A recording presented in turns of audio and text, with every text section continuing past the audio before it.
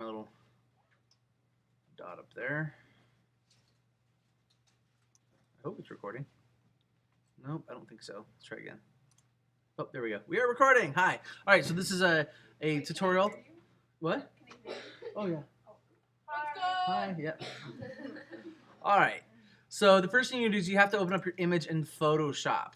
But actually, before you do that, the reason I had you take an image with a prop is you now have to find a background to complement your prop. So if you took more than one, that's fine. You can choose. Now so let's go. All you're going to do is you're going to download an image from Google Images. But there's something specific. Okay. So I did the Rockstar one, right? So I'm going to look up concert. Hopefully nothing inappropriate pops up. All right, I click on images. When I use the cursor and I highlight these images, what is popping up? And the size. The size, and this is the important thing here, okay? You have to have an image that is of usable size, because if you download something that's really low resolution, we took a high resolution image, they don't mix. It'll look funny, your background's gonna be really pixelated and not look very good. So how do you guarantee that you get a high resolution image off Google Images? Same size. So has anyone ever used this button right here? No, never. Yeah. Okay, this is the tools button. You click on it and it gives you some tools. And the very first one is size. And what this will do is help you filter your search by large images. So you can go, right now it's on any size, but we want images, you can do exactly, but we generally want an image that's larger than 2 megapixels, okay? So we're gonna do 2 megapixels. And now when I put my cursor over here, this one's 4,000 by 267. They're all much larger size images that we can work with here. Okay. So I don't know. We want concert stage maybe for mine. Yeah, look at that. Oh, it's like listening to me. Check that out. That's crazy. All right. That's really cool. The blue one right there. Yeah. This one? Yeah, that was really cool. Okay. Cool. So, yeah, it's taking a moment to load. Once it's done loading, we're going to download this image to the computer. Eventually, it's loading. All right, so save image as. And I'm going to save it to my desktop so it's easily found for me. And click save. Okay. I would recommend you save yours to your thumb drive. That way, if you come back to work on this project, you're not tied down to one computer. If it's on your thumb drive, you can just move to the next one. Okay. Now that we have our images, so we're going to go File, Open. We're going to open up our background to start with, and it's on my desktop. And it should be one of these. Nope. Guessing at the bottom maybe? There it is. Ooh, there it is. Open. And then I'm going to open up my image from our shoot today. So again, File, Open. I'm going to pull it off the SD card. I'm going to put all of your images into Classroom, so you should be able to just go in there and grab it.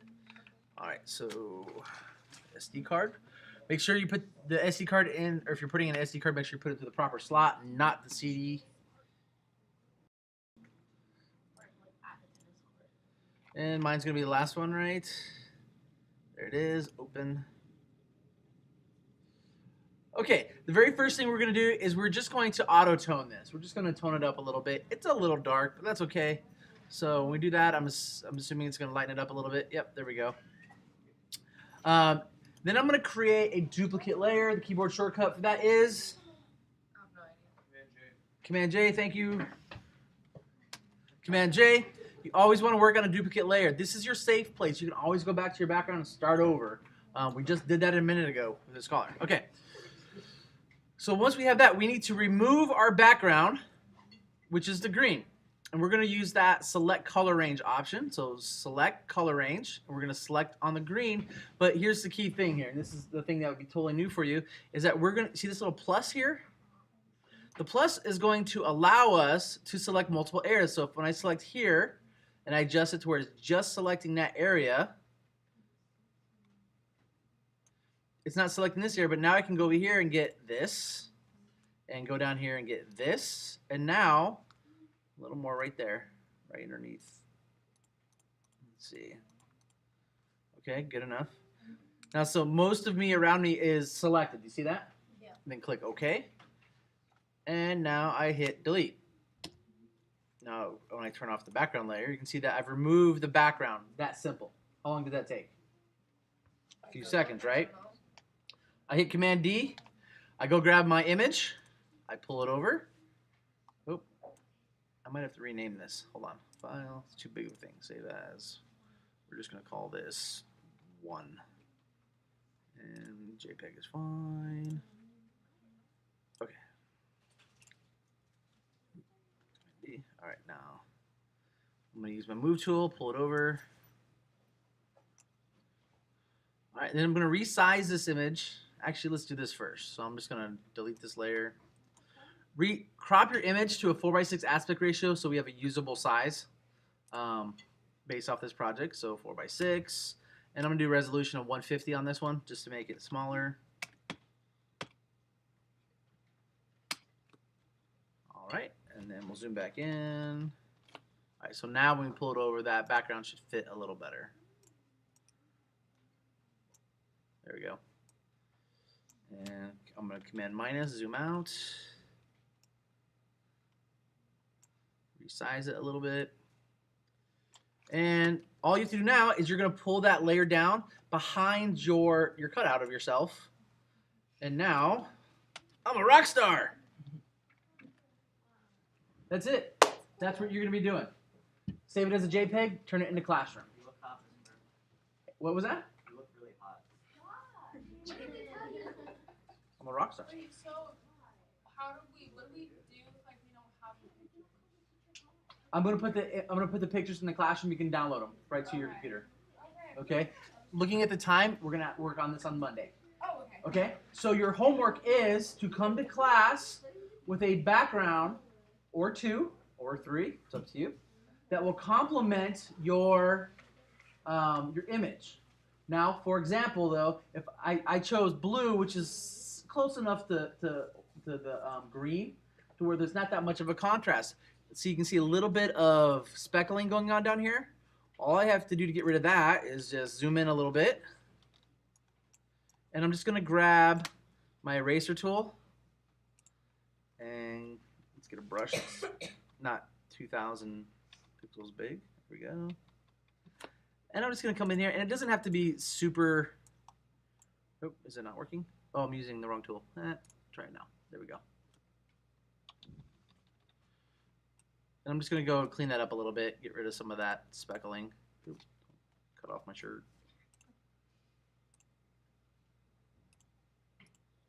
With green screen, the expectation normally is that it doesn't have to be perfect because it's never going to be perfect. You might have some halos.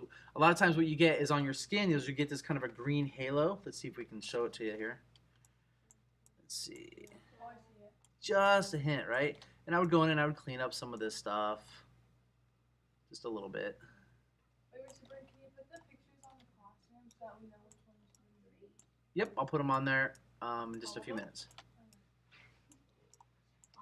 Okay, a lot of times though, hair can be extremely difficult to work with here, okay? So let's just pop in a black background and hopefully it'll demonstrate what I'm trying to prove here. You cut off a piece of your thumb. Oh, did I? It's okay. This is just for example. All right, so we're just gonna go black. All right, delete. Let's see, find some green. See some green right there? My beard. I would probably best is to cut that off. But you'll want to go through and remove any of the green. And reflective surfaces sometimes will pick up the green because it reflects it. But that's pretty much it. So that's what we're going to be doing on Monday. If you have any questions, let me know.